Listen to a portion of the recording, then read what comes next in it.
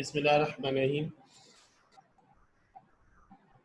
Welcome back to our student after a long period of vacations due to COVID-19. आज की class के अंदर हम क्लासेस के अंदर पिछला थोड़ा सा रिवीजन से स्टार्ट करेंगे।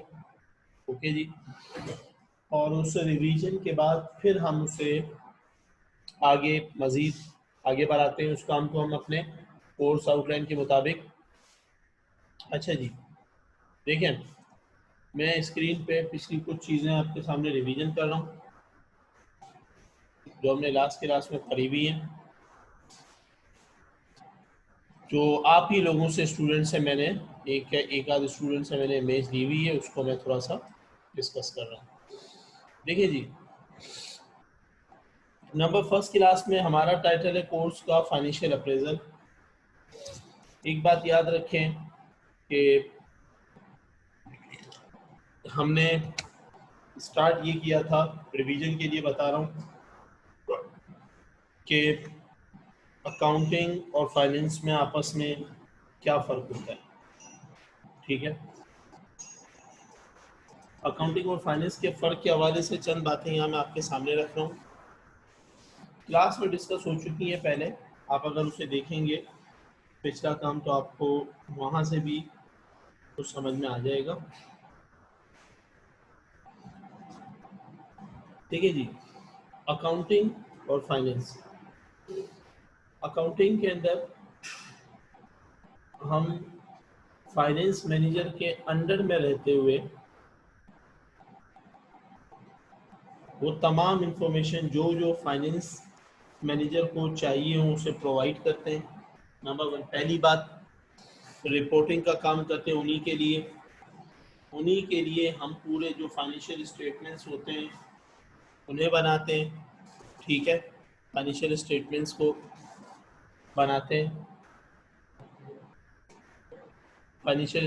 बनाते हैं, और उन फाइनेंशियल स्टेटमेंट्स के ज़रिए से जो आपके पास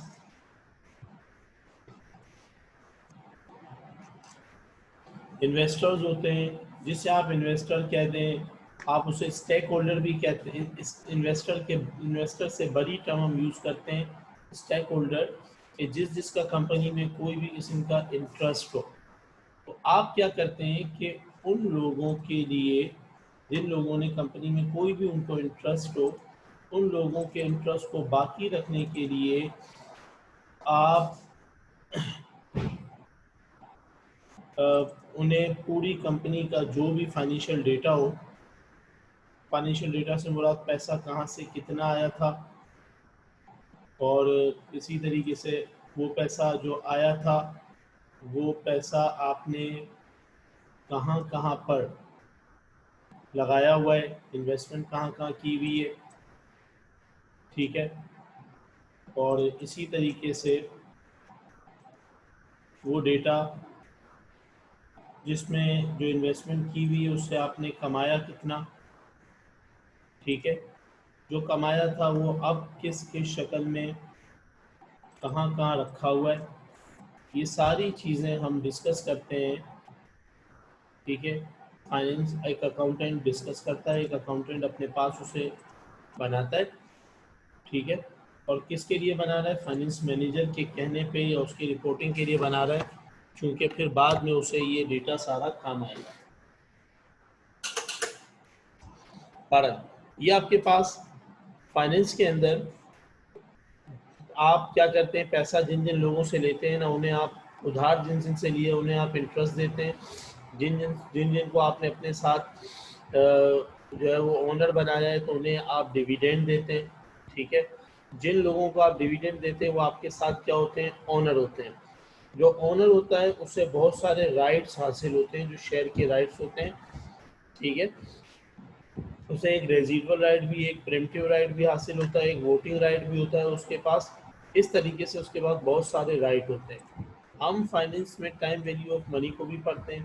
ठीक है, अकाउंटिंग के अंदर हम सिर्फ अमाउंट और क्वांटिटी, इन चीज़ों को देख रहे होते हैं, अमाउंट या क्वांटिटी को, जबकि टाइम वैल्यू ऑफ मनी के अंदर यानी फाइनेंस के अंदर हम देख रहे होते हैं कि भाई पैसा जो हमने लिया है वो सिर्फ उसकी क्वांटिटी मत देखो, उसमें ये भी देखो कि वो पैसा लग कहाँ रहा है, वो पैसा कितने अरसे के लिए लग रहा है, क्या उसमें उसकी जगह कहीं दूसरी जगह उसे लगाया जाए तो ज़्यादा फायदा हो सकता है या नहीं हो सकता। तो इन चीज़ों को भी देखा जा रहा होता है। इसे हम कहते हैं फाइनेंस, या इसे हम कहते हैं कि टाइम वैल्यू ऑफ मनी, कि मनी की टाइम वैल्यू को देखना।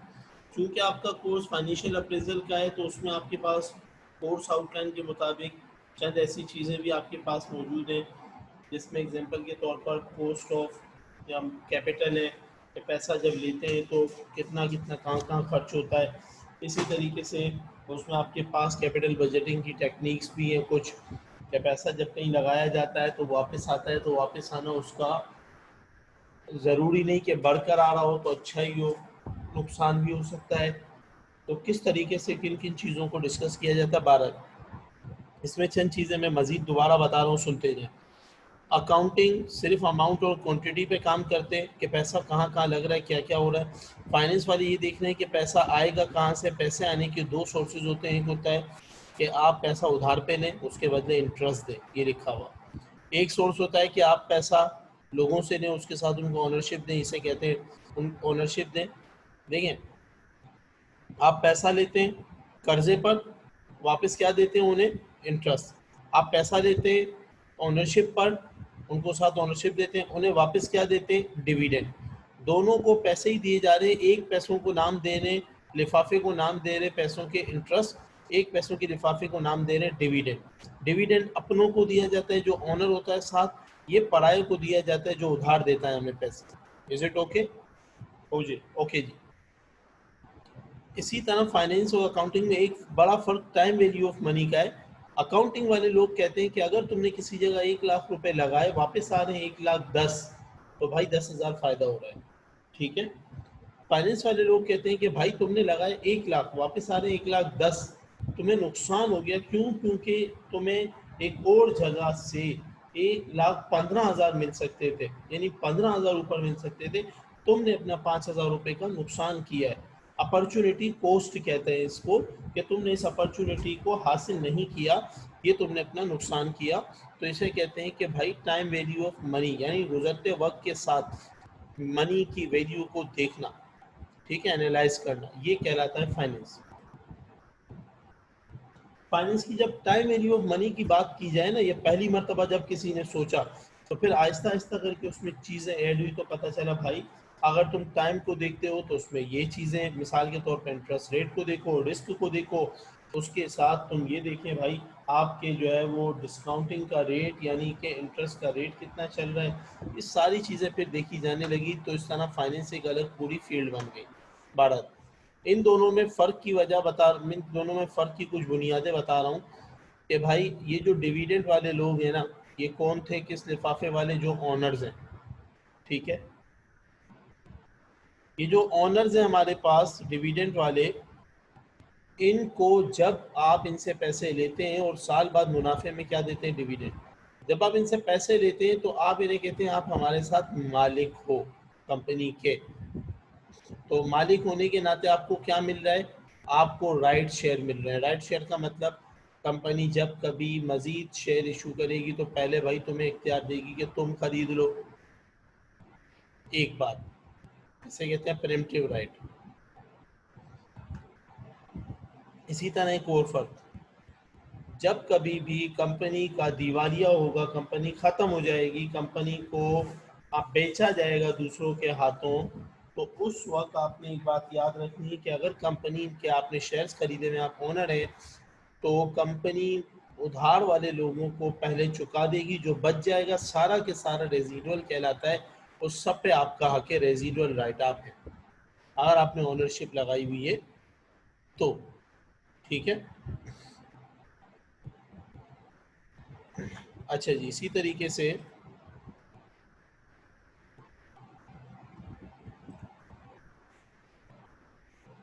अकाउंटिंग के अंदर फाइनेंस के भी कुछ उसमें दोनों में फ़र्क में income statement, balance sheet, income statement और बैलेंस शीट में फ़र्क बताते हैं, ठीक है जी।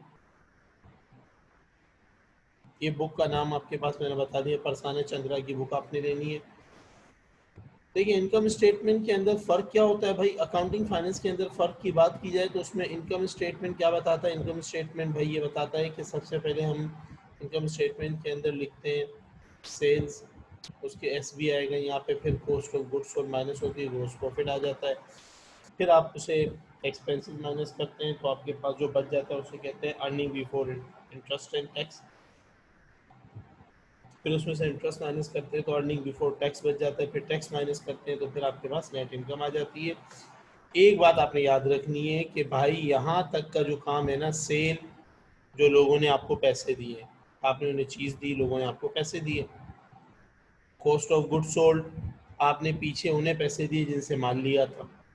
ग्रॉस प्रॉफिट, बचत इब्तिदाई, माइनस करें भाई एक्सपेंसेस वगैरह तो ये बच गया। यहाँ तक अकाउंटेंट सिंपल चीज़ों को रिकॉर्ड कर देता है ईबीआईटी तक। उसके बाद माइनस करते हैं इंटरेस्ट।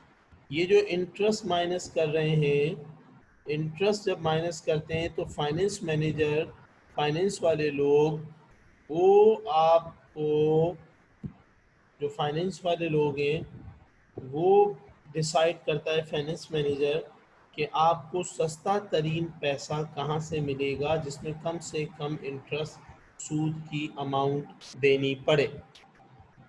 तो ये आपके पास इंटरेस्ट कहलाता है।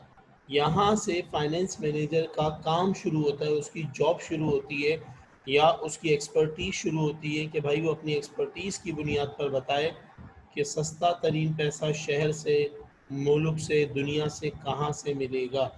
और सस्ता तरीन पैसा जब ले लेंगे तो उसके बदले में इंटरेस्ट कम से कम देना पड़ेगा।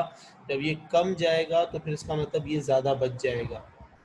ठीक है, बहरहाल ये जब ज़्यादा बचेगा तो फिर उसके बाद टैक्स भी ज़्यादा जाएगा, ये परसेंटेज पे होता है, गवर्नमेंट को देना पड़ेगा। टैक्स उसके बाद माइनस होता है, तो यहाँ भी इसकी एक्सपर्टीज़ का काम होता है कि भाई टैक्स ज़्यादा जाएगा या इंटरेस्ट ज़्यादा जाएगा। ठीक है, दोनों ज़्यादा चीज़ें जा रही हैं। इंटरेस्ट को अगर तुम कम करते हो तो टैक्स ज़्यादा चला जाता है, इंटरेस्ट को बढ़ाते हो तो टैक्स कम जाता है। तो दोनों सूरतें माइनस की, इसकी एक्सपर्टीज़ पे है कि वो भाई टैक्स शील्ड को कितना रखे। टैक्स शील्ड आपके पास कि आपकी इनकम में से जो टैक्स के लिए पैसे जा रहे हैं, ठीक है। और इससे टाई रेशो की आपके पास एक फाइनेंस का रेशो होता है, टाई रेशो पता चलता है इन दोनों से, भाई इंटरेस्ट कितने टाइम्स आप दे सकते हो, टाइम इंटरेस्ट अर्न। जब इंटरेस्ट माइनस हो जाता है तो नेट इनकम बच जाती है। ठीक है, ये आपके पास, मैं ये बताना चाह रहा हूँ कि यहाँ से इसकी एक्सपर्टीज शुरू होती है फाइनेंस मैनेजर की। एक और बात, आपके पास शेयर होल्डर्स होते हैं ना कंपनी में, मैं जॉइंट स्टॉक कंपनी की बात कर रहा हूँ, सोल प्रोप्राइटर पार्टनरशिप की बात नहीं कर रहा। आपके पास जो कंपनी होती है उस कंपनी में सबसे ऊपर बैठा हुआ शेयर होल्डर वो इलेक्ट करता है, इलेक्शन होते हैं बोर्ड ऑफ डायरेक्टर के लिए, ये आ जाते हैं तो फिर सिलेक्शन होती है, यानी जॉब्स वगैरह की, पर्सनल सीईओ वगैरह, जो आपके पास प्रेसिडेंट सीईओ वगैरह, इनकी सिलेक्शन होती है। ठीक है, सिलेक्शन हो गई इनमें से ही, ये बोर्ड ऑफ डायरेक्टर में से एक प्रेसिडेंट बन गया। उसके बाद आपके पास वाइस प्रेसिडेंट, ठीक है, प्रोडक्ट परचेजिंग डिपार्टमेंट या प्रोडक्शन डिपार्टमेंट, वाइस प्रेसिडेंट, ठीक है आपके पास, ये आपके पास वाइस प्रेसिडेंट इस तरह एचआर का, मार्केटिंग का, फाइनेंस का होता है। उसके बाद नीचे आए तो आपके पास मजीद जो है वो लोग होते हैं, ये ग्रोथ वगैरह नहीं है, ये स्टूडेंट ने गलत लिख दिया था बाहर। इस तरीके से आपके पास जो है वो लोग होते हैं बैठे हुए, ये सारे काम वो कर रहे होते हैं। ये आपके पास अकाउंटिंग और फाइनेंस के अंदर कुछ फ़र्क था। ठीक है, अकाउंटिंग फाइनेंस के अंदर ये फाइनेंस के अंदर जब आप इंटरेस्ट और डिविडेंड की बात करते हैं, यानी उधार वाले लोगों की और ओनरशिप वाले लोगों की, उसमें एक खास फर्क ये भी आता है, उसे कहते हैं वोटिंग राइट। जिस तरह प्रेम्पटिव राइट, रेजिडुअल राइट डिस्कस किया ना, उस तरह एक हमने क्लास में भी डिस्कस किया था वोटिंग राइट। वोटिंग राइट का मतलब होता है कि जब कभी आप कंपनी में ओनर बन जाते हैं तो उसकी जब एनुअल जनरल मीटिंग होती है, एजीएम, उसमें आपकी राय ली जाती है कि भाई आया कंपनी में नए फैसले क्या किए जाए। ठीक है, नए फैसलों में राय ली जाती है। और अगर कोई मिसाल के तौर पर चेंजेस करनी है, कारोबार किसी के हाथों सेल आउट करना है, कोई दूसरा कारोबार खरीदना है, इन सारी चीज़ों पे बहस की जाती है। उसमें आपके जितने ज़्यादा शेयर्स खरीदे हुए होंगे उतनी ज़्यादा आपकी वोटिंग होगी, वोटिंग का राइट होगा, आप उतनी ज़्यादा आपकी बात कही हुई भारी होगी। 12 ये आपके पास दोनों में राइट्स का फ़र्क है, वोटिंग राइट। जबकि जो इंटरेस्ट वाले लोग होते हैं ना, उधार देने वाले, इनके पास कोई राइट नहीं होता। ठीक है, अब वो एक अलग ही स्पेशल कोई राइट हो तो हो, वरना उनके पास ये राइट नहीं होता कि एनुअल जनरल मीटिंग के अंदर बैठे। ये कौन डिसाइड करेगा कि इनको राइट दे इनको ना दे? ये कॉरपोरेट गवर्नेंस, ठीक है, नाम सुन लें, कॉरपोरेट गवर्नेंस। कॉरपोरेशन जितनी भी है पाकिस्तान के अंदर, उनको गवर्न करने के लिए, चलाने के लिए, हैंडल करने के लिए आपके पास कॉरपोरेट गवर्नेंस के रूल्स बने हुए होते हैं। हर दुनिया के हर कंट्री में है, ठीक है। इसी तरह पाकिस्तान के अंदर भी कॉरपोरेट गवर्नेंस के रूल्स हैं, और SECP, security exchange commission, Pakistan उसे बनाता है। सिक्योरिटी एक्सचेंज कमीशन पाकिस्तान वो इदारा है जो रूल रेगुलेशन और इन तमाम चीज़ों को बताता है, जो बड़ी कॉरपोरेशंस वगैरह उन तमाम की। तो कॉरपोरेट गवर्नेंस के रूल्स उन्होंने बनाए गवर्निंग के, और वो जो रूल्स बने हुए हैं उसमें सारी बातें डिसाइड है। जैसे मैं मिसाल दे रहा हूँ कि भाई कॉरपोरेट गवर्नेंस का एक मॉडल होता है US एंग्लो, एक मॉडल होता है जापानीज़, एक होता है जर्मन मॉडल, एक है सऊदी मॉडल। ठीक है भाई, ये जो मॉडल्स हैं ना आपके पास, इसमें डिसाइड होता है कि कौन कौन वोटिंग कर सकता है, कौन कौन किन किन चीज़ों को चेंज कर सकता है। ठीक है, किसका कितना परसेंट होगा डिसीजन मेकिंग में। पाकिस्तान के अंदर US एंग्लो मॉडल चलता है, जिसमें हमारे पास ये आपके सामने डायग्राम बनी हुई है कि भाई शेयर होल्डर सबसे ऊपर होता है, फिर वो इलेक्ट करते हैं बोर्ड ऑफ डायरेक्टर को, फिर वो सेलेक्ट करते हैं प्रेसिडेंट या CEO को, फिर उसके बाद वाइस प्रेसिडेंट्स होते हैं, और उसके बाद मज़ीद नीचे जो है वो आपके पास लोअर लेवल का तबका होता है, लोअर लेवल मैनेजमेंट होती है। तो भाई बताने की बात ये कि कॉरपोरेट गवर्नेंस से ये सारी बातें डिसाइड होती हैं। Is it okay? अच्छा जी, इसके साथ ही देखें,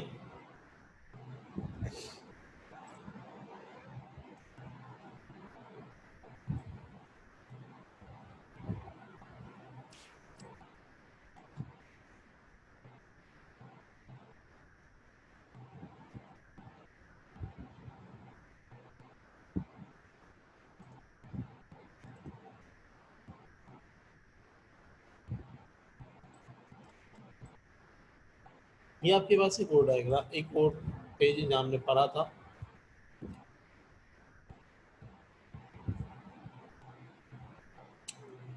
प्रोजेक्ट अप्रेजल भी कहा जाता है फाइनेंशियल अप्रेजल को। फाइनेंशियल अप्रेजल का मतलब है भाई, प्रोजेक्ट अप्रेजल का मतलब है किसी प्रोजेक्ट को स्टार्ट करने के लिए आपने क्या क्या काम करने पड़ते हैं। ठीक है, फाइनेंस, उसकी डेफिनेशन अगर देखें तो उसकी डेफिनेशन है management of money, world finance को कहा जाता है। ठीक है, समरी, जी जी सर,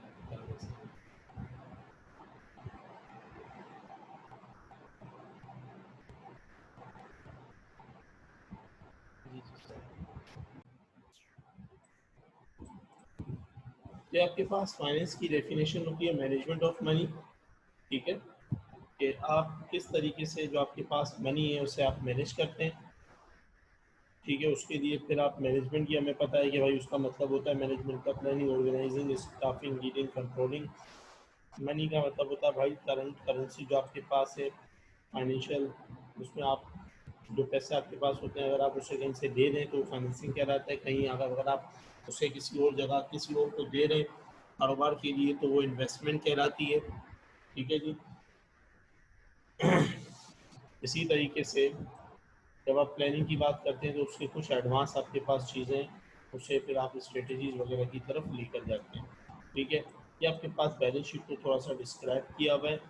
बैलेंस शीट में आप किन किन चीज़ों को आमतौर पे तो आप अकाउंटिंग में बनाते आए हैं कि एक तरफ एसेट्स एक तरफ लायबिलिटीज और इक्विटीज़ होती हैं, लेकिन उसके चंद दूसरे फाइनेंस के हवाले से नाम है, उन्हें हम थोड़ा सा डिस्कस करेंगे।